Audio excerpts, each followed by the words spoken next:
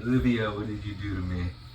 What is up, you guys? This is Noah. We are back on the channel today. We are doing a review to an artist that I haven't done before, but I've always liked. That is Olivia Rodrigo. I feel like I talk a lot about the male pop stars that I'm really into.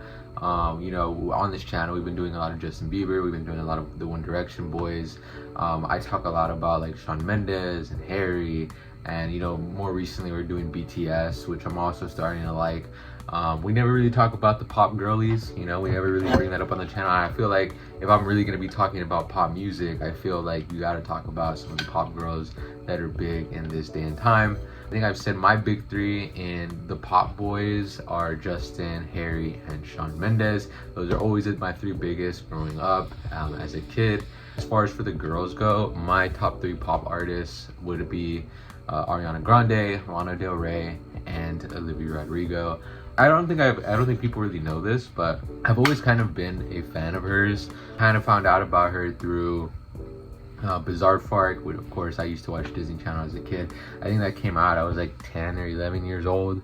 And then I watched the High School Musical TV show with her and Joshua Bassett. I watched it when the first season came out. You guys just had to be there when the whole drama was going on, when she first dropped driver's license, kind of the backstory of that. It was crazy.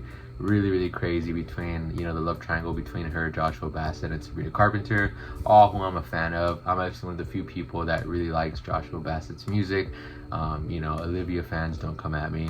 But yeah, and then I really liked her first album with Driver's License, with Good For You, you know, those tracks. And then her second album I wasn't really a fan of. I think I really like Sour. I didn't really like I want to say it's called Guts. Today I kind of wanted to talk about her album that just dropped recently, that is breaking crazy records right now, that is doing some numbers, and that I think makes a really good case for being the album of the year in the Grammys for next year. I think on a pure critically acclaimed, you know, music type of thing, I think Olivia really makes a strong case for winning this award. But yeah, I just want to talk about the album. I kind of wanted to give my thoughts, and yeah, we're gonna get into it. This will be my first time ever, you know, reviewing Olivia Rodrigo. You know, I'm not really a big fan of her like that, but I really wanted to check this album out just because, you know, like I said, I want to expand my knowledge. I want to expand my pop music taste. And you know, like I said, I've always liked her, but I've never really been too into her. But yeah, let's talk about this album. So if you guys look over here, I have the track list ranked from what my favorites were and what my least favorite were. I want to say, first off, what I really did enjoy about this album is that it sounds very different from anything she had done before. I liked a lot more of that indie style of music that she tried to go for, more that indie rock, indie pop type of vibe. I liked a lot of the tracks as well. I thought there was a lot of influences that I saw, a lot of Foo Fighters, a lot of The Cure, a lot of Wallows, a lot of Paramore. I think it was pretty sick how she kind of implemented a bunch of these different sounds into her album. It's something that we hadn't really seen much from her. I feel like it was a lot less pop than her last two albums, which I thought was really interesting and very new. Honeybee, my favorite track on the album. I really love the instrumental to this. It had a very La La Land vibe, a very you know, old Disney type of sound. I love the chorus and the bridge, the choir coming out at the end to kind of add to her vocals. I thought that was pretty sick. The Cure, I really liked it a lot. You know, Put Me Through My Feelings, very good song. The writing was great. I like the switch up between the verse and the chorus. You have Less and Stupid Song, What's Wrong With Me, all songs that I enjoyed. Begged was a really good one as well. Purple, you know, love the chorus to that song. Drop Dead, a lot of people didn't like it when it first came out. I personally enjoyed it, and I still do enjoy it. I don't want you guys to think because it's so low I didn't like it. I really did like it. It just, like, I just think there was so many other songs on this album that were ahead of it, and I thought this album was personally really great. Expectations, your Sabrina Carpenter-esque pop song, not a bad thing. Not really what I'm into, but it was okay. Cigarette Smoke, Maggots for Brains, they were okay. I like them too. Not really songs I would listen to on my own time, but I like the writing behind it. And then You and Me, I thought it was the average love song that any pop artist writes. You know, it's kind of crazy the placement it's at, which we'll go over later. And then we have My Way. I just didn't like the chorus of that song. I think that's like the only song that I didn't like from this album. And to kind of go track by track with what this story is about, as far as a concept album, how it goes, how Olivia writes it, it was, like I said, it was like a roller coaster of emotions. You're getting this on and off relationship vibe, where she at one point is really in love with him, and then the next point she's not into him, or she's fed up with him, and then she wants to get back together with him, so they get back together, and then they go through a bunch of toxic stuff. I thought it was pretty crazy. I'll get into that right now. We have the starter song, Drop Dead, which is the first single she dropped, which is about falling in love or crushing on someone and it not feeling real. We've all been through this moment before. Kind of that feeling of when you really are infatuated with somebody, or this crush, or this person that you don't know too much about, but you're so in love with the idea of being with them that if it ever did happen, like, you wouldn't know what to do with yourself. You'd go crazy. I have a lot of friends that are like that.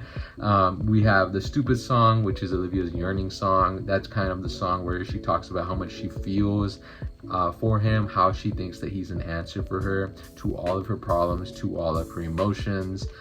She feels left out and alone when she's around other people, like her friends, or around, you know, party vibe scenes, or with other girls her age. Whenever she's not with him, she just feels empty and she feels lost, and she needs him, and she can't really describe it enough to put it in a song. She literally says that. And then we have Honeybee, my favorite song on the album, is reassuring not only him but herself that this is what she wanted, even though we've seen cracks in the relationship, or what was their relationship. I'm not too sure if they're broken up or not by this point.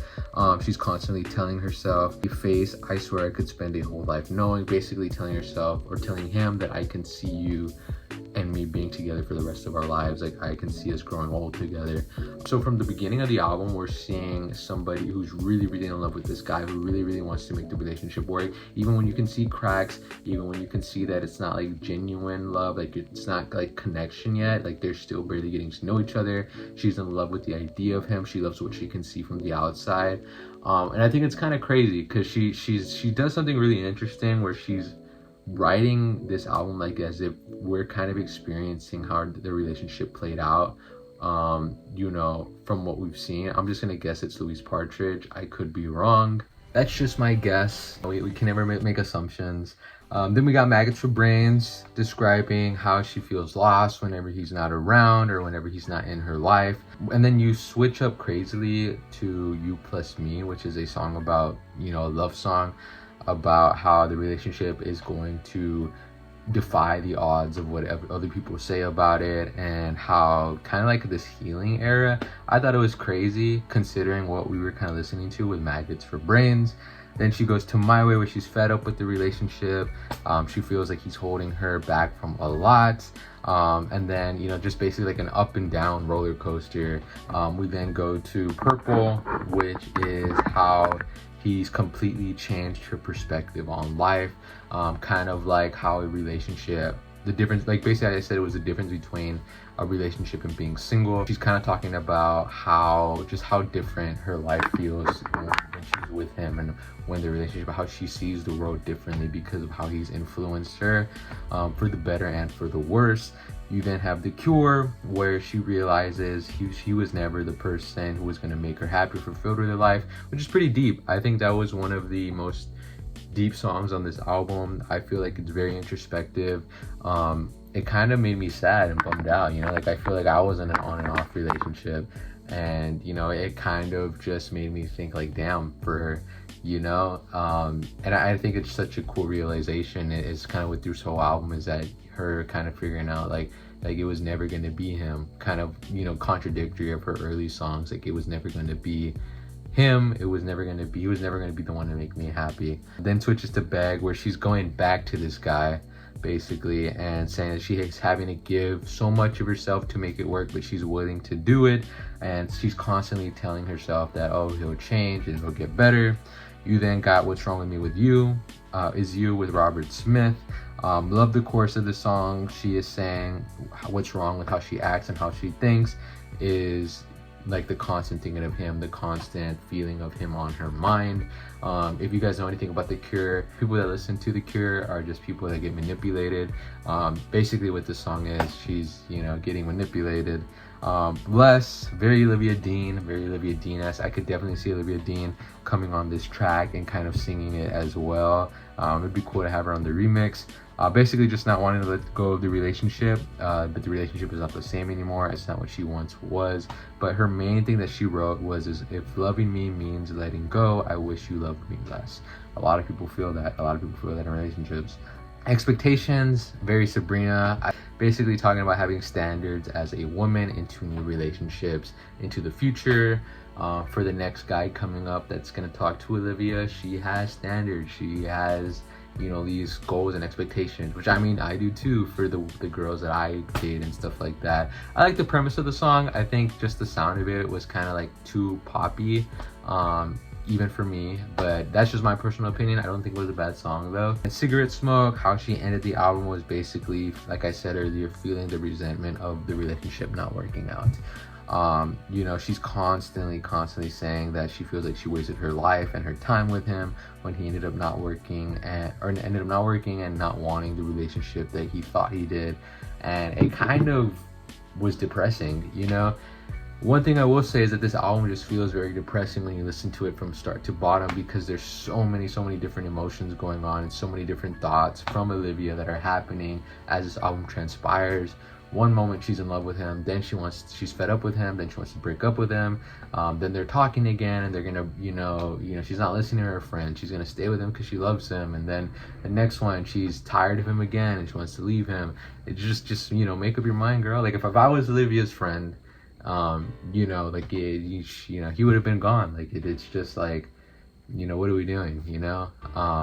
But I mean, we've all gone through that. I haven't gone through that personally, but you know, we as a collective have all been through relationships like that, and have kind of, you know, been through toxic relationships or been with relationships with where it was kind of what we thought we wanted when we first got into it, and then it kind of transpired into something that we didn't want and that we didn't really, you know, think was good for us, but we stuck in it anyways, you know? I just think it's so interesting, and I think, you know, when I say it like that out loud, it doesn't sound really compelling, or it doesn't sound like crazy. It sounds like something, you know, a lot of pop artists do. They always talk about love, but I think the way that she did it, and I just think that the instrumentally, vocally, this album is amazing. I think it was so new, it was so refreshing, and it was so new, especially for her. Like it was not at all what I was expecting. She completely changed genres and changed like her writing style. She told a story with this album, which I really enjoyed, even though it wasn't my favorite story because it's about a toxic relationship or this on and off relationship. I still enjoyed it. I thoroughly enjoyed it. I think it kind of boosted my points with Olivia Rodrigo. I really think she's one of the best artists out right now. I really like her as well. I think she's pretty good for what she's doing. She's young too, you know. I think me and her are like 2 or 3 years apart, so I think that's pretty crazy, and she's one of the new pop girls of this time, and I think people kind of got to get on that train. If she won Album of the Year for the Grammys, I wouldn't be upset about that. I think she deserves it in a way. I think she can do a lot. This album is also breaking records too, as far as like with Billboard and everything. I'm not too sure. I haven't really read up on it. I just seen a lot, but I can't remember off the top of my head. If you guys know, you guys can put that in the comments. But yeah, that's pretty much the video for today, guys. I hope you guys enjoyed it. I hope you guys enjoyed my thoughts and my breakdown. What did I think about this album? I liked it. If I were to rank it with her other ones, I'd rank it second under Sour. I just liked Sour's more pop aesthetic of the album. I liked, even though it's like more teenager, more high school-y, I personally preferred it. It just has bops, but I think the way that this album was written was really good. I think it's very different. I think it's a lot more artistic than anything she's ever done, and anything a lot of artists have ever done. So yeah, I'm excited for this new era that's coming up for her, and I'm excited to see what she does and what comes out of this album, and you know, what songs blow up. I'm not really too sure what songs are going to blow up, but I think it'll be interesting. Thank you guys for watching this. We are going to be doing some more videos soon within the next coming you know, days, within the next coming weeks. We got a lot of stuff planned for you, And I hope you guys are excited. A lot more One Direction content, a lot more BTS content. Yes, I know. I just want to say thank you guys. Thank you to Army for subscribing. I know I said I wanted to hit 400 by the end of June. We hit that. And I think we can hit 500 by the end of July. I'm pretty certain. But I just want to say thank you guys for all the support, for taking me in as a newbie and kind of explaining everything and helping me learn about that band. And thank you guys to all of those who were there before that and who have supported me and continue to support me through the years. Y'all mean the world to me. So yeah, I hope you guys enjoyed this video, and I will see you guys on the next one. But first, we're gonna do something real quick before we head out. Since I really did enjoy this Olivia album, it's only right that we do something smart with my money, and we buy her skin on Fortnite. So we're gonna do that together. If you guys want to just follow me. Own the Xbox now. We're about to buy the skin. Is this the smartest financial investment that I could be making right now? Not at all. We normally don't spend money on Fortnite like that, but I do play. I just want to let you guys know that. If y'all ever want to run the squads with me, feel free. I kind of suck though. But yeah, Olivia, you've won my respect, and I'm going to spend my hard-earned money on your Fortnite skin. I mean, you are one of my favorite pop girlies out there, so just we gotta support. We gotta support. Hopefully one day, God willing, and you guys as my subs can kind of help me out here. You guys will, tell Fortnite one day to make a skin about me, and I think that'd be pretty cool. But we just got it right now. So this is kind of what we're looking at. We have the Sour Olivia Rodrigo. So this is her skin from her first album. We have her in Lego. That's pretty cool. Her flammable sticker collection. She's very purple, at least in her first album she was.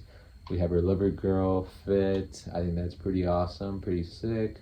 And then we have the butterfly wings, which I think is pretty insane, pretty cool. Her guitar, and then some emotes.